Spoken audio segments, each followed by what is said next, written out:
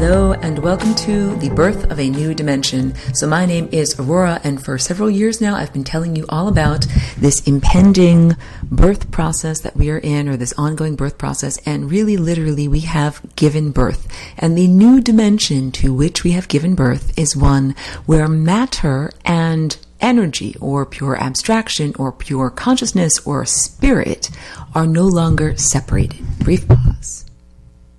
So up until this point, we have had this artificial separation or bifurcation of reality, and part of it has to do with the membrane of the ego, or the boundary that we call the self.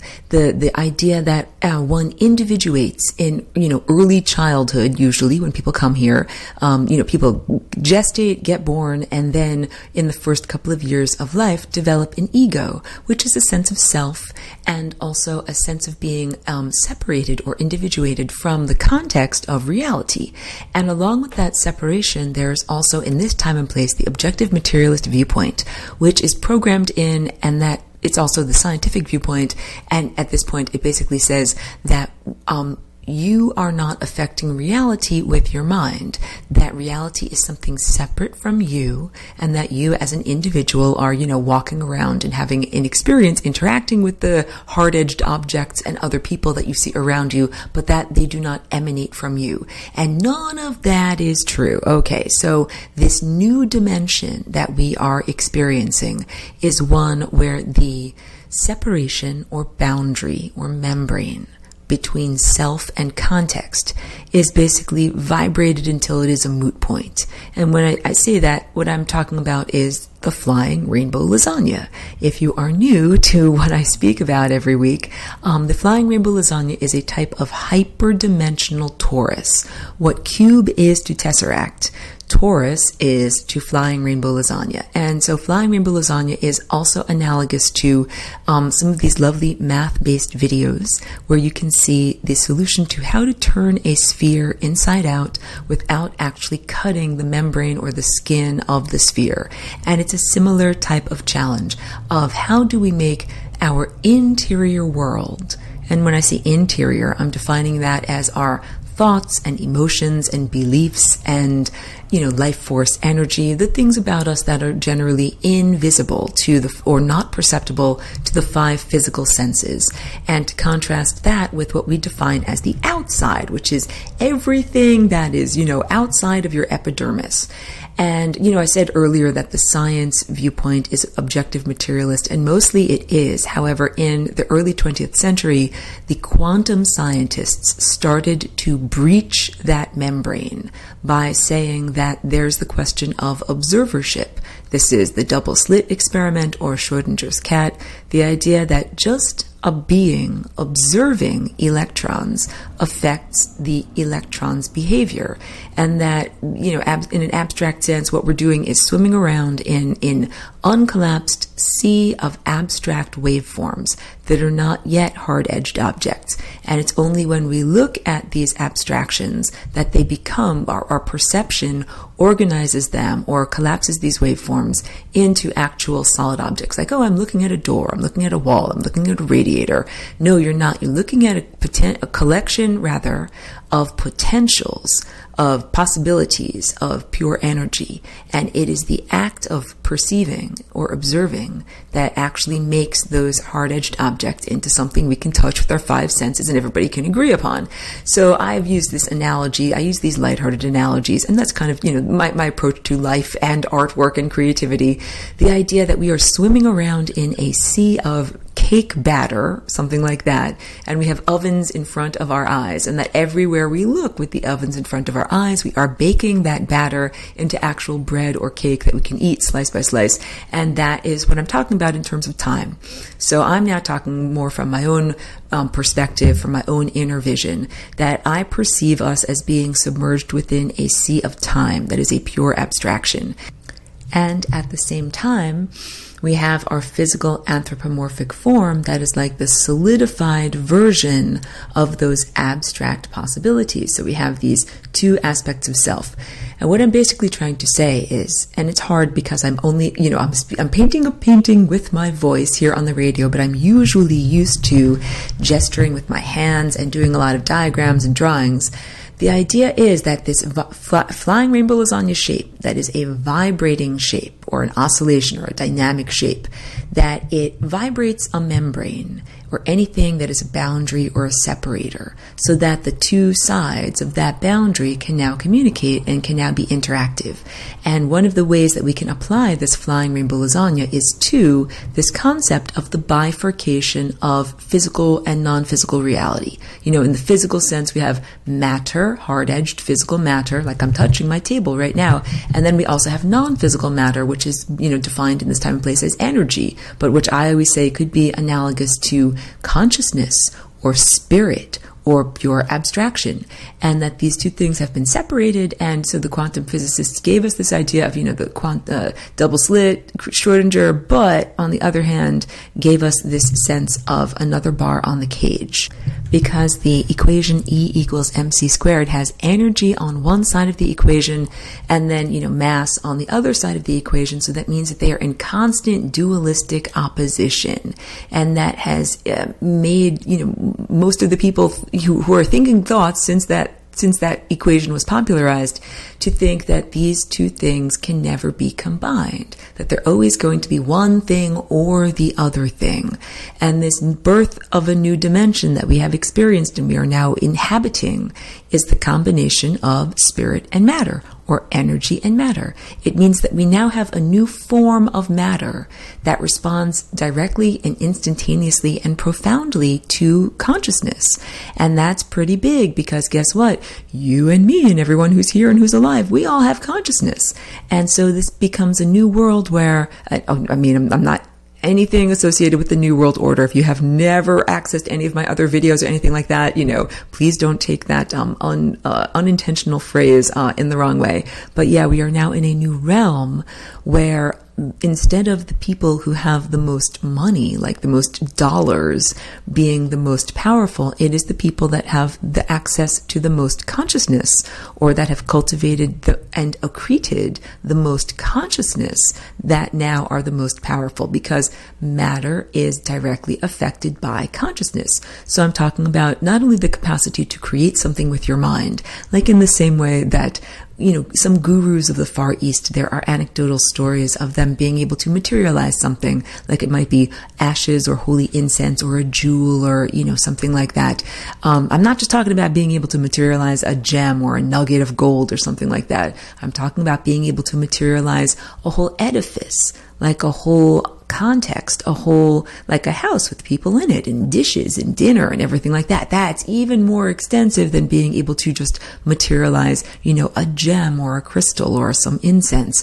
So, and I'm not even just talking about being able to materialize a house, but to create events. For many, many years, I've been on the radio and doing videos, and I tell everyone how the flying rainbow lasagna shape is like the pencil with an eraser for your DNA, and that it allows you to be the auteur of your existence. And when I say that word, I'm talking about in Hollywood, when you're the auteur, you get to be the scriptwriter, and you also are doing set design, and you're also the director, and you basically handle the entire vision. It's not like you just do your little job and then someone else bosses you around.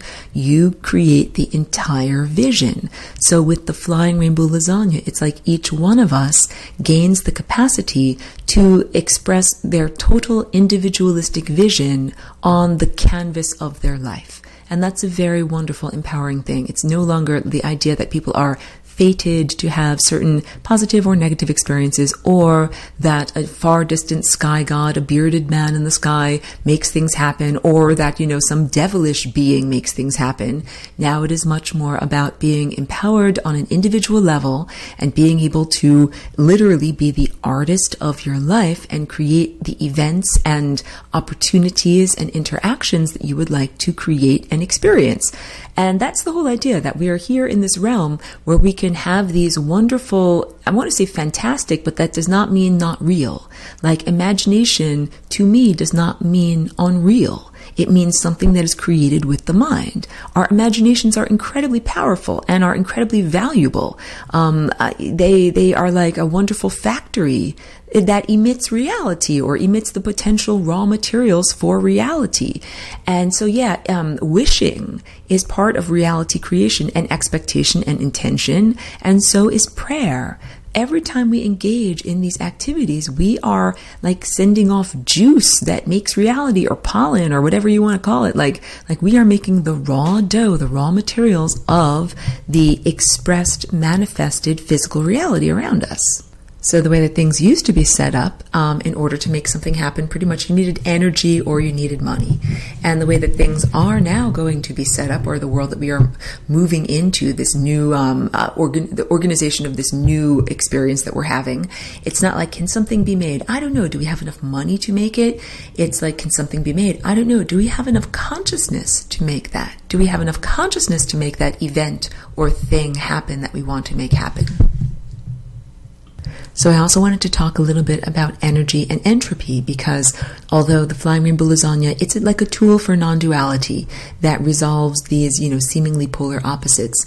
There's also some aspect of it, I'm not interested in introducing more duality, but what the main concept to get across is that there's energy and entropy. And energy would be like a state of total energy or total consciousness, or all energy, all spirit, all possibilities overlapping in one place. And then it's like being, right? And then there is non-being, entropy. Entropy is loss of energy. And if you lose all of the energy that you have, and then you're zero, you have zero energy. And that doesn't necessarily mean that you're not part of unity consciousness, because I speak about this a lot too. The Bose-Einstein condensate. So there are different stages of matter, and most people on this planet are familiar with, solid. We have solid chairs that we're sitting on, liquid, like the liquid water I just drank, gas, like the air that we're breathing around us, plasma. If I flicked my little disposable lighter and pointed at the flame, then I would say that's a plasma, like fire. The flame of fire is a plasma. And it's basically a lot of not perfectly organized light waves.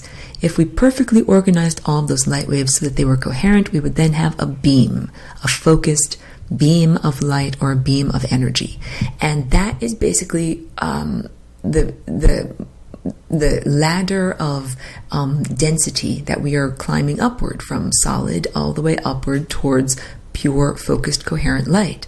But there is another level of matter that is even denser than the physical matter that we understand is solid, what we define as solid around us. And that's called the Bose-Einstein condensate. And that happens when you take the energy away from molecules, and the energy is expressed as heat. That heat is molecular movement. So if we take the heat away from molecules and physical matter, if we make it very, very cold, those molecules are moving very slowly and the atoms are moving very slowly. And if it's just a fraction of a degree above absolute 0 degrees Kelvin, then what happens is it turns into this Bose-Einstein condensate, a super dense form of matter where all of the atoms act as if they are one atom. And that's unity consciousness that has been achieved in the opposite end of the spectrum. And for some beings, that is the only opportunity left. Because I'm talking about some forms of consciousness. For some forms of consciousness, there is not enough gas in the cosmic car to be able to drive back to the source that emanated them. And in fact, that's not part of the cosmic music. They were never supposed to be at the source, and they're not actually supposed to return to the source. Unlike some beings who are eternal beings, who are supposed to have this, unbroken, like a circuit of being emitted from the source and having experiences coalesced into matter, and then returning to the origin, which is also the destination, and then keep, doing these endless cycles and figure eights throughout this formation. Not everything is meant to do that. That there are some things, some aspects of characteristics or consciousness in this larger entity of the time metabolism that are not actually meant to travel that eternal road. And what they're supposed to do is go into a state of total entropy, which is like being frozen. They're not supposed to circulate through the time field. Being frozen means no longer moving through time, no longer having molecular movement. So while I'm not trying to inject additional levels of duality, I'm trying to represent that there are more than one path, at least two paths to unity consciousness, one of which is in the direction of becoming more coherent, more organized, more highly energetic, hotter, having more energy, having more consciousness, having more awareness. And one is in the opposite direction of losing energy, becoming more ignorant, losing information, becoming less intelligent, becoming less organized, becoming more disorganized, and eventually becoming so cold and unmoving and frozen and disorganized that also leads all of those characteristics to unity consciousness. And unity consciousness, and I'm not associated with any other types of channeled materials or anything like that. Just if anyone else is using that word, just like give me a break. I'm just trying to figure out the right vocabulary word in order to be able to describe this. The idea that consciousness is consciousness. And then of course it gets different flavors and becomes individuated as it goes on its journey, but really it is just a pure, like a force, just a pure, like light, like gravity. It's just a pure force. And so one can achieve that sense of being unified with all other consciousnesses in all places by moving into a state of total energy, and also by moving into a state of total entropy. And so I think that it's like a really good way of visualizing the answer to the question that most conscious beings ask at some point in their early development. Mommy, Daddy, if God is real and God is good, how can good and evil both be subsets of God? And this is the idea that energy and entropy, good and evil. Not that I'm saying that energy is evil, because we've got all these heavy judgment words associated with evil and the idea of demons. But let's say that demons are personality characteristics that are not actually supposed to be part of the overall symphony of life. Let's say that they are undesirable characteristics that are not part of the true recipe or the true persona of who this larger metabolic entity or time being is. And that those characteristics are on the journey going to entropy. Imagine like someone who's falling backwards off of a very tall skyscraper, and they're, flailing about and they're waving their limbs and they haven't yet impacted with the ground, but you see them receding into the distance and they're going, and they're falling down. That is what the journey to total entropy is like. And the challenge is that right now, it's not okay, it's not cool at all. On our planet, on Earth, and this has happened on many other places too, there are beings that I describe as satanic. And I'm not a biblical literalist, so I'm not referring to something written in the Bible when I say that. I'm referring to an actual collection of space races or species that use technology and that do not live on Earth. And the type of technology that they use does not require like a steam engine or electrons in a battery. It requires trapped and victimized and hijacked and mutilated consciousness. So consciousness is one thing. It is a totality thing. It's one thing. So this is like kind of cannibalism or parasitism, where a piece of the totality self begins to feed off of the other aspects of self in a very unhealthy, or what I would describe as pathogenic or pathological way. And so this is why those personality characteristics are supposed to go to entropy. We also use the analogy of this is a symphony of life, and some people are playing music, and I should be at my piano, but my dog is on my lap. So if I was playing some music, then we'd be like, okay, cool, that's music that's supposed to be there, and it's harmonic, and it's intentional, and it's not a bunch of noise or disharmonic, unorganized sound waves. And then there are the really crappy musicians. And those crappy musicians should not be making any noise at all. They should be, like I'm telling you, in a state of total entropy. In order to make noise, like that would require some amount of energy, some movement, some capacity to vibrate the atmosphere. They should not have any energy. So here's the deal. Where are they getting their energy from? They are essentially the poop, the detritus, the stuff that's not supposed to be there. They're the undesirable, unwanted, pathological personality characteristics of this larger cosmos. So they have not been given life force energy. Where did they get their energy from?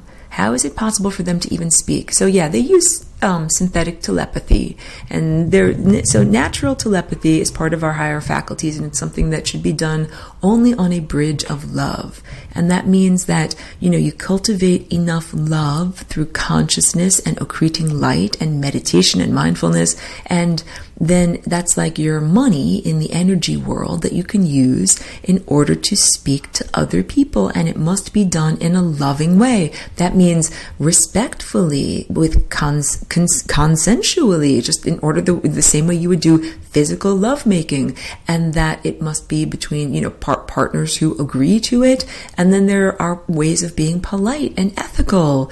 And another big part of love is that love is a tone that is created when there's an equal giving and receiving. So real love that is done on real telepathy, that is done on a bridge of love, means that two people are sharing an energetic tone, and it is consensual and it is benevolent to both people. And this is kind of like a safeguard, a safety mechanism that was created in the way that our world was formatted, so that you couldn't have a bunch of unloving beings speaking directly into your mind, because that would be considered really, really horrible. However, that is what we've been experiencing for like the past 5, 10, 15,000 years here on this planet, that humans here don't get to block out the beings who are unloving and to use synthetic telepathy. Synthetic telepathy is not done on a bridge of love. In the same way that a clank metal spaceship flies through the sky and is an artificial object, synthetic telepathy comes from artificial objects. And, it comes in through the vulnerabilities or software hacks that are in our DNA, and they're in there from the time when we were genetically squashed after the fall. The fall means the end of what is known here in this culture as like a mythological time of Atlantis, but which was really a sophisticated worldwide antediluvian, culture that we had here, and that the end of that culture meant the end of this real telepathy, and that civilization at the end of it was infected with technology itself, and that these beings that came in and infected that culture and caused degradation, what they basically did was they degraded the entire human genome. And they did it pretty fast. And then through that degradation, it's just like if a hacker took over your computer and put in its own operating system, and it made sure to leave plenty of back doors so that the hacker could come back at any time and read all of your private notes, or change something in your hard drive, or put something in your computer, or take something out of your computer. Well, this is what the original genetic rapists did to humanity. They rearranged the human genetic code, diminished us, made us into these domesticated formats that cannot eat pure light and be purely telepathic, and then left big communication back doors where they could insert their own minds. And they also did something else. They genetically programmed in a tendency to worship them as gods, so that when you would hear these intrusive thoughts, you would think, oh, that's God. Gods or a god or the God talking to me. That's a wonderful, powerful, higher, better person talking to me. And that is all programmed in on a genetic level. So this whole idea of flying rainbow lasagna and being the artist of your reality or the auteur of your existence means that you now get to rearrange your previously domesticated format into your real, free, wild, undomesticated, phenomenal format.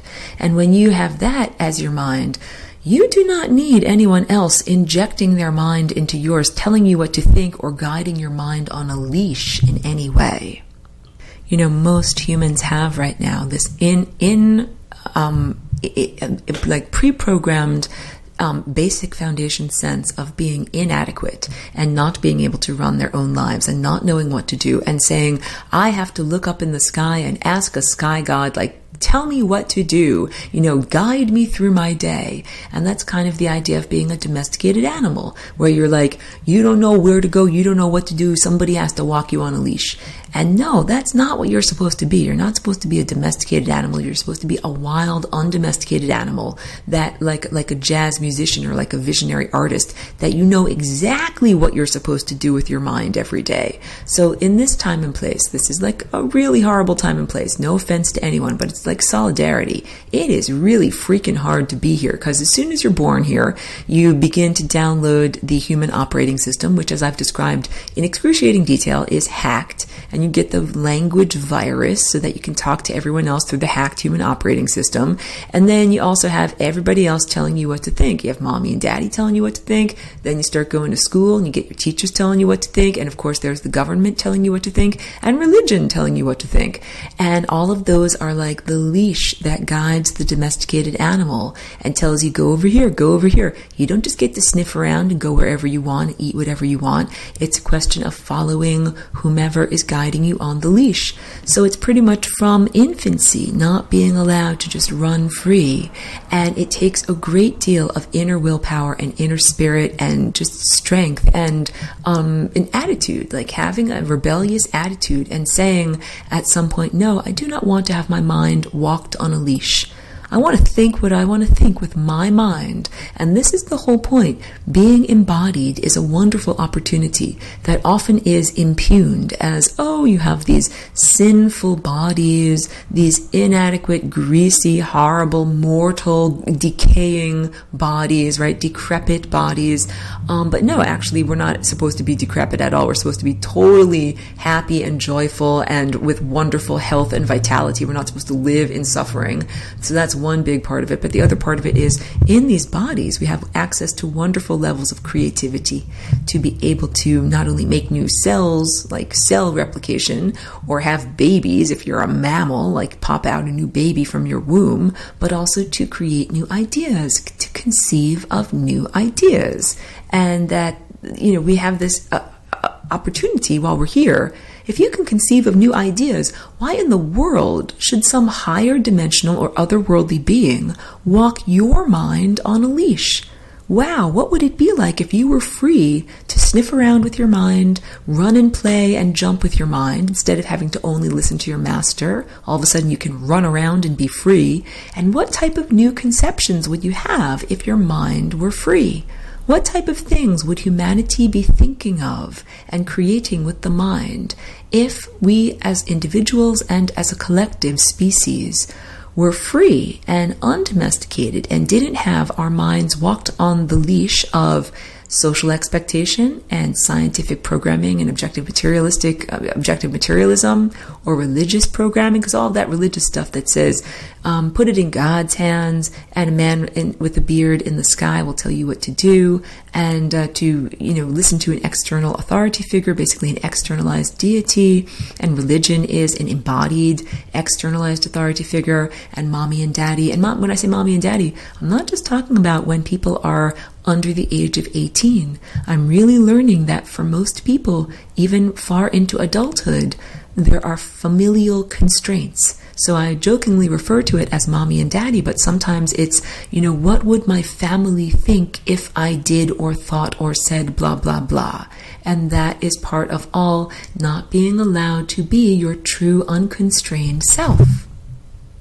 So much of my endeavor being here is about freedom and working towards total freedom. And it's the freedom to be your true self.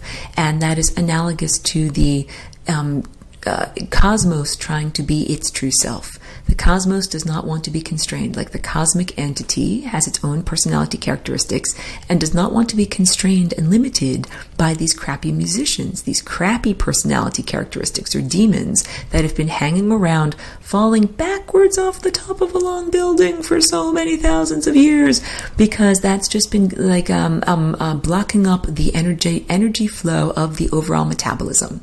So here's how it's supposed to work. It's supposed to be all of this telepathy on our planet and elsewhere. Because, hey, once you get a cell phone, you don't just have to call your neighbor across the street. You can call people in Australia. You can call people in South Africa. You can call people anywhere. So once you get telepathy that's on a bridge of love, you don't just have to talk to the dog sitting on your lap or your neighbor that lives in the United States but several states away. You can now begin to talk with people who lived 10,000 years ago. You can talk with people who live in a far distant star system that it would take however many light years of linear flight time to get to. So once you get a mental cell phone, quote unquote, which is what real loving telepathy is, you can talk to all sorts of different people. And that's what I try to say, like Atlantis was a sophisticated, connected civilization that wasn't just about what was going on in this little time and place. It connected to lots of different places. If there is a small amount of lack of freedom, then it means that there is not real freedom everywhere. And so a big part of my value system and what has led me to be here, or motivated is a better word for me to be here as Aurora, is that I am all about total freedom. And total freedom does not mean, like some evil beings try to turn it into this, oh, total freedom means that I'm free to oppress and kill and mutilate others. No, no, no, it doesn't work that way. And that's the whole point. That's the false, twisted justification here in the fun house of mirrors that we're in. This is a twisted, distorted world where they'll say, oh yeah, it's totally okay for me to be doing this. No, no, no, it's totally not okay to be doing this. Yeah, so once again, to clarify, it is a misapplication, an intentional misapplication of the cosmic law about total freedom to say, oh yes, evil beings then are free to kill other people, which would be like taking away their lives, or to rape other people, which is to take away their natural trajectory and to, hijack their life force energy. And no, that's not total freedom, because this is how we got into this mess, that those beings saying, oh, we justify this, we're free, we're allowed to do this. No, because you're not actually free to take away other people's freedom. So there's different cosmic laws that are at work here, and they're all being re-energized or re-enforced, let's say, as they have not been they've been intentionally misapplied in this time and place. So some of those cosmic laws are about what you send out, what your intention is then reflected back to you. So if you have an intention to take away freedom from other people by murdering them or raping them, that very intention, as soon as it is created, shall be turned back around to you, and you yourself shall be raped by having, the life force energy taken away from you, and you shall be murdered by being, unmade or, brought into a state of non-being. That is the proper application of cosmic law, because it's like saying within an organic multicellular body, if a cell begins to display pathological behavior, like behavior that means it is causing disease in the totality of the body system by its behavior, by what it's doing, a healthy mechanism means the cell is destroyed through apoptosis. This is programmed cell death. So the way it's supposed to work in your body, if a cell starts to go all hinky-jinky, wants to turn into a cancer cell, that it becomes apoptosis, which is like dismantling. It press the big red button, bam, and it dismantles itself. And that is what is supposed to happen to negative personality characteristics of the cosmos that do not work for the overall health of the cosmos. That there are some personality characteristics that only care about their continuing their own meager existence at the expense of the totality of the time field, or the total embroidery of possibilities and probabilities that exists in the world. That's a living metabolic being, that eats and breathes and does everything just like we do, but it just might not have an anthropomorphic form with a face, and if it eats, it doesn't necessarily have a mouth, but I'm saying it does all the things that we do in order to be alive, and that we're in this moment of healing. I say all the time, we've given birth to this new reality. This is a profound healing. Not only on our planet, it's everything that we are experiencing individually, culturally, and on this planet, but also all of the events that led up to what happened on this planet, and everything that reverberates outward from this planet. That we are really at a nexus or an epicenter of events that is so amazing, because if you really step back and look at the time field from a higher dimensional viewpoint, you can see that we're embroiled in this moment of crisis, or this great duress, and all of these things are happening right now. What are all the things that led up to this moment? Think about all of these series of complex, computations of events and energy that had to come together in order to create all of these organisms that are here right now. all of the ancestors that had to create all of these organisms, all of the mental energy that had to be put together into creating these technological systems and different inventions, and the series of events, what I'm trying to say, the levels of complexity leading up to this moment now is extreme. And then what we are doing right here and now in terms of healing on an individual and planetary level is then spreading outward in even greater exponential levels of complexity, because this bringing together of spirit and matter, it means that our creativity gets amplified. It's no longer just your mind is in, quote unquote, inside of your epidermis, not affecting reality, and reality is just this non-responsive stuff that sits there, like a lump. All of a sudden, we have many, many, many more variables. Any place where there's consciousness, that means in a human, in a butterfly, in a daffodil, in a dog, that consciousness is creating reality. And this is why I keep using that analogy of a collective art project like a mural or a symphony, because we are in this symphony of life with the dog that sits on my lap, the gut microbes in my tummy, the dragonflies flying by out my window, the mineral life like the crystalline structure that is a mountain, or the soil, the microcrystalline tiny elements that are part of the soil, and photons, and the stellar network that emanated photons. I mean, this entire thing is a giant symphony, and we're really supposed to respect the value and necessity of all of these levels of life. So as I say that, the evil, malevolent beings would like to be like, yes, Aurora, we must respect the necessity of all things, including us evil beings, right? Us malevolent characteristics. No. That's like, it's like their MO, their modus operandi, or whatever, their habitual way of trying to say, wait, we justify our existence. We're supposed to be here. We're didactic. We're necessary. And no, these residues or these negative personality characteristics are neither didactic nor necessary. I often say we're in this fun house, the distorted reality with curved, twisted mirrors. We're not actually in a schoolhouse. If we were in a schoolhouse, we would be in a realm of perfect mirrors, where what you send out, instantaneously reflects back to you. So if you have positive intentions to help people, that gets instantaneously reflected back. Here's a pie, here's food, here's money, here's something good. And if you intend to go out and rape and murder, instantaneously that is reflected back to you. And clearly, we've been in this time and place where there's a bit of a time lag between people's intentions being sent out and what they actually receive back. And this is also part of satanic technology. It's not by accident. It is an intentional distortion of the time field. Like if I am a bat echolocating with sonar and I send out a sound wave, the satanic technology would be, in this analogy, preventing the sound waves from reflecting back so that the bat becomes blind and cannot sense what's going on. That's what the larger entity of the time field has been experiencing, because the satanic technology siphons off energy from certain beings through the practices of rape and murder, and then falsely applies that energy to other beings in order to elevate their social station or give them more opportunities or more wealth in the physical realm.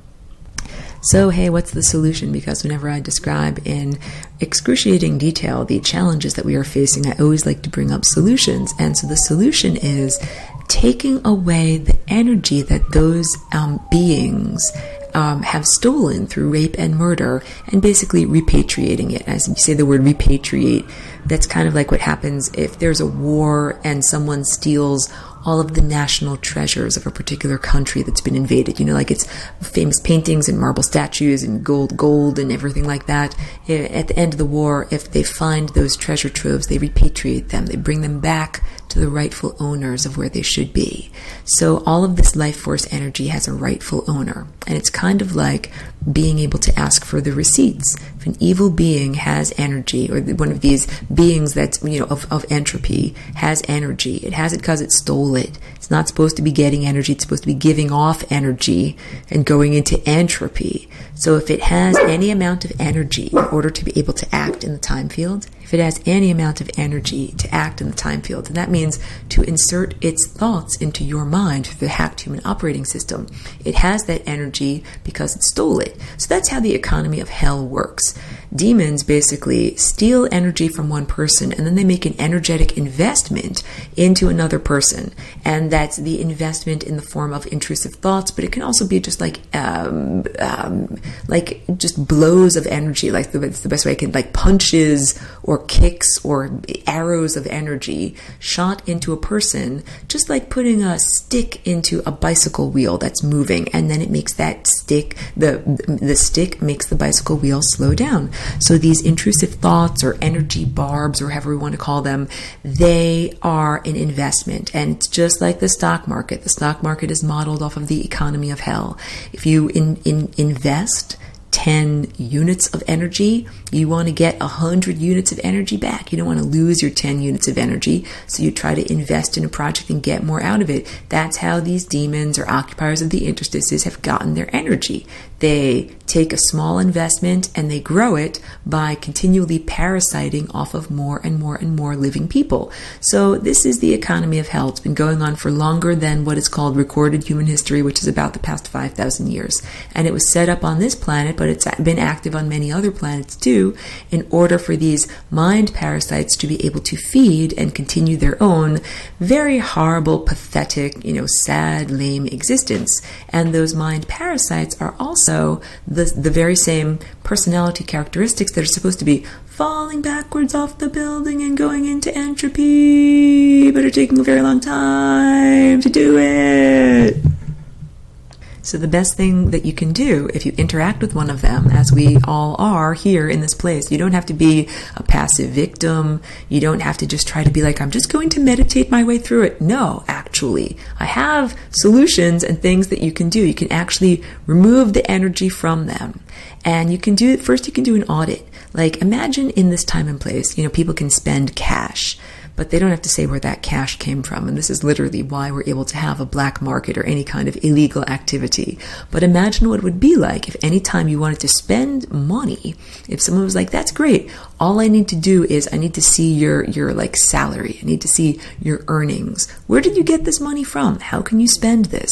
If we had that level of scrutiny in the society, P.S., I'm not advocating for that level of scrutiny in the society, but I'm saying if we had that level of scrutiny, it would not be possible to do certain illegal things. And in the energetic realm, we now must apply that level of scrutiny. Because, hey, if you're a demon and you've got 10 units of energy, where did you get those 10 units of energy from? I think it's time for us to audit your books. I think it's time for us to say, hey, where you don't have an income, you don't have energy, you're not connected to life force, and you don't have an organic cellular body, and you don't eat food. Where do you get your energy from?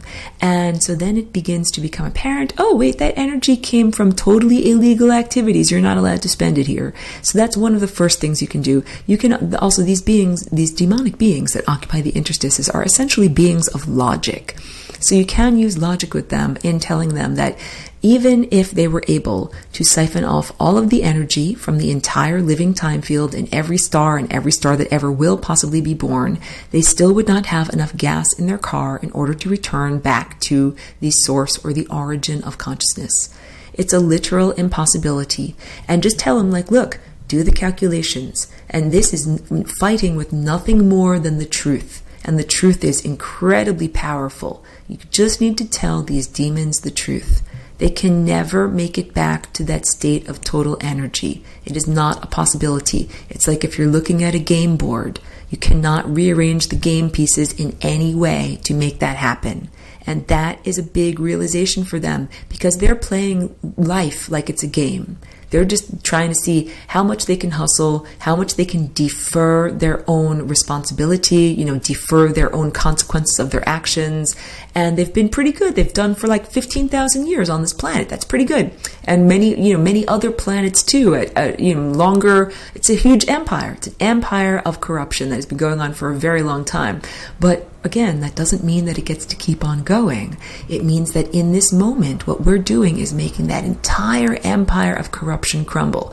So yeah, you can audit their books and say, hey, where did this energy come from? You can say, hey, even if you stole all of this energy from me and everyone in every star, you still don't have enough energy to make it back to the source. So then the only logical thing for you to do is to go faster into a state of total entropy.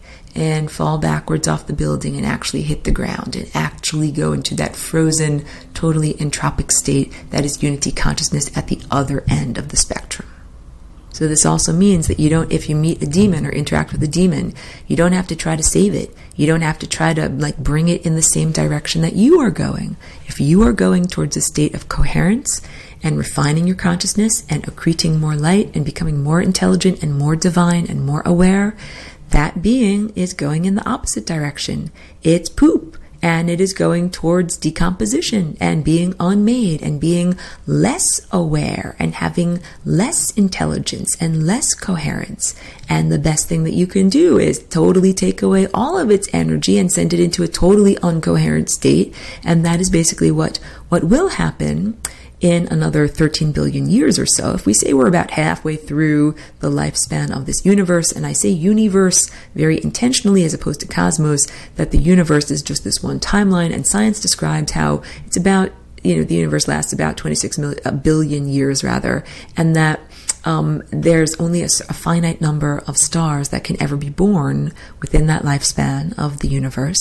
And at a certain point, all of the stars that possibly can be born will be born. They will all metabolize to the end of their metabolism and then die and become black holes. And those black holes are like siphons that take all of the heat and energy and movement and consciousness and awareness of this place and send it through a portal somewhere else. They take all the movement out of this place until this place becomes just a totally dark, cold, dead, unintelligent, not aware, bunch of stuff, bunch of matter, just dead matter. That's dead matter. That does not actually have consciousness imbued in it. I'm not sure if I'm saying that exactly right, but all of that matter that does not have any sense of energy, making it move and making it warm, it all overlaps on top of itself, and it achieves unity consciousness in that Bose-Einstein condensate state.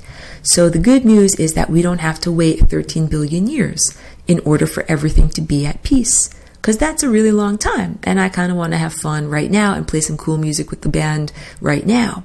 So what we can each as individuals do is not only protect yourself, safeguard yourself, and don't let demons take energy from you, but when you interact with the demon, you can take energy from them and repatriate it to where it's supposed to go by flying rainbow lasagna-ing, which is, what I use to bend the fabric of time, space, and consciousness. So all the time I'm like, oh, let's audit this demon. Where did all of this gold come from? Oh, look, I followed the energetic strings and see that all of this, consciousness gold is connected to all these victims, all these people who you victimized, all these people that you killed or raped or, tormented in life.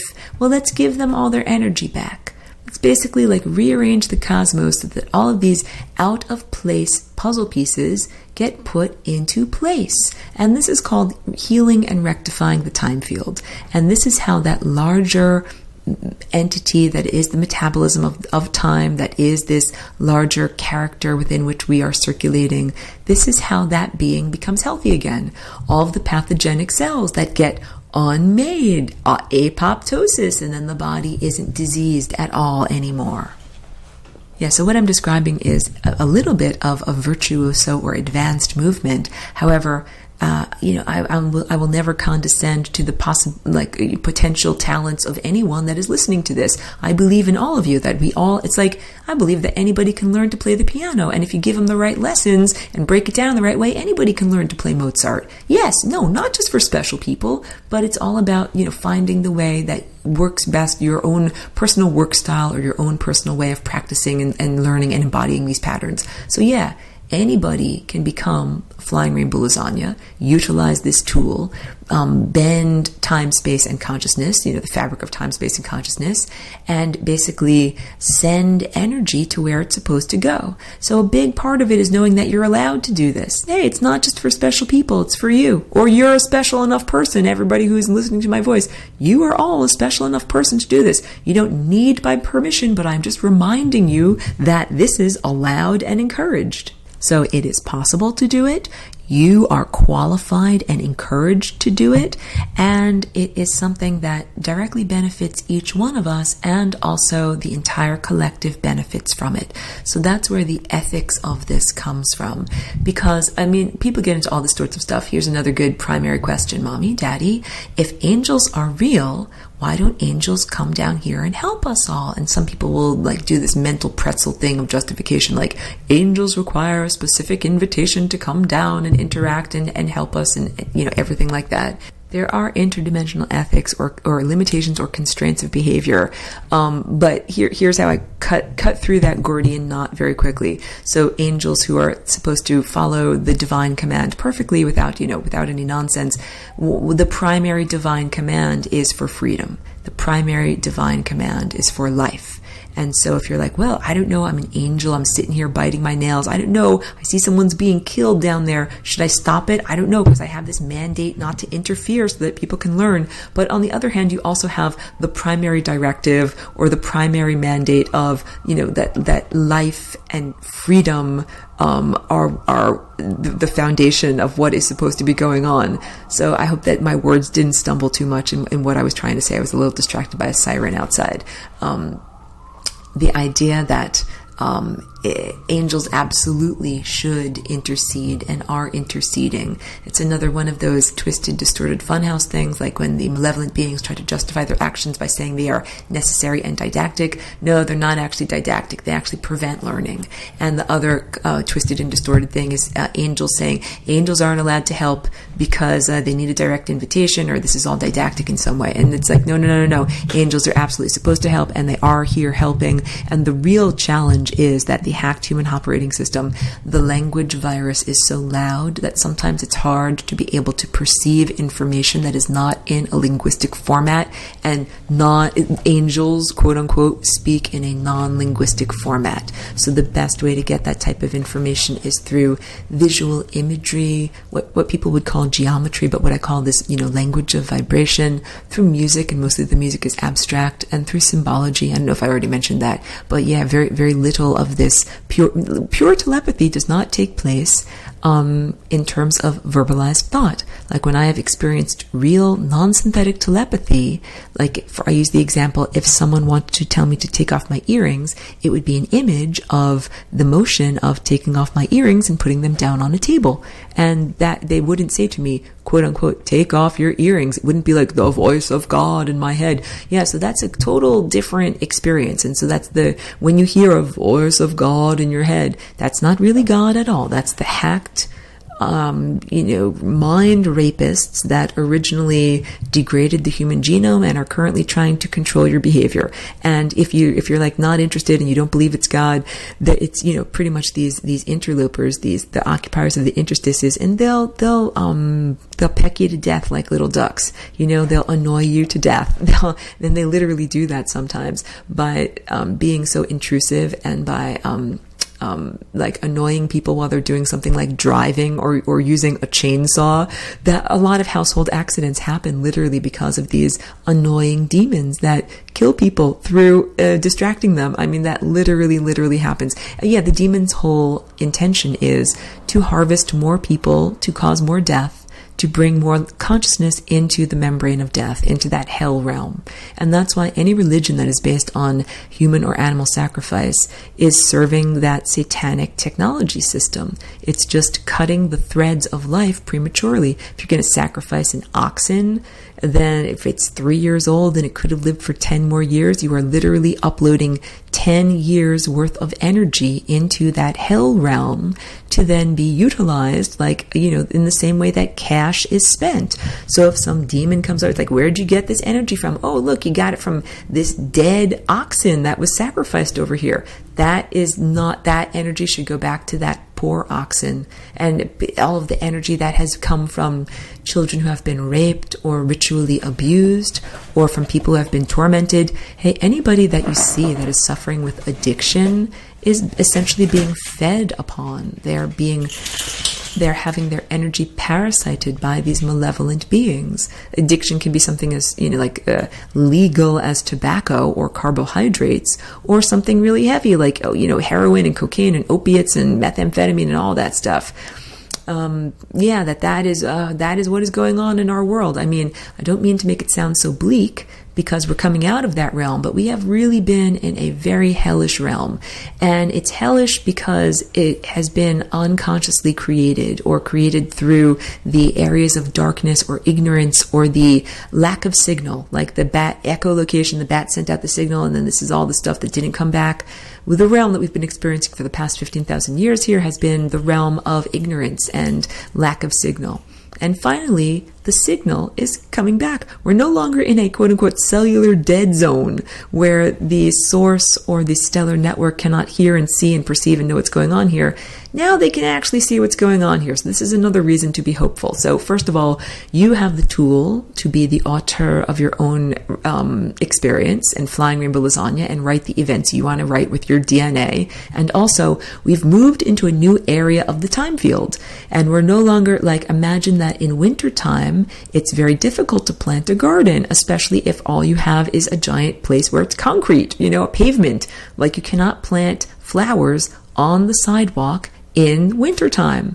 But what you can do in the appropriate warm, fertile season is plant seeds in an actual garden that has soil that's been prepared. So for a very long time, consciousness and the human mind has been limited in its free expression because it's been analogous to wintertime, a time when it's not fertile and there have not been the opportunities to create this garden. And now we finally moved into a beautiful springtime where there's actually fertile ground that we can plant our thought seeds into to make this happen. So part of it is that. Part of it is there's a lot more energy that is coming to our planet right now. We're no longer bifurcated because the Flying Rainbow Lasagna is a vibration or an oscillation that ends that state of bifurcation and reconnects us. So we're now reconnecting. So I'm also trying to make this distinction. In a lot of ways, it's the presence of language and synthetic telepathy that has made it very difficult or almost impossible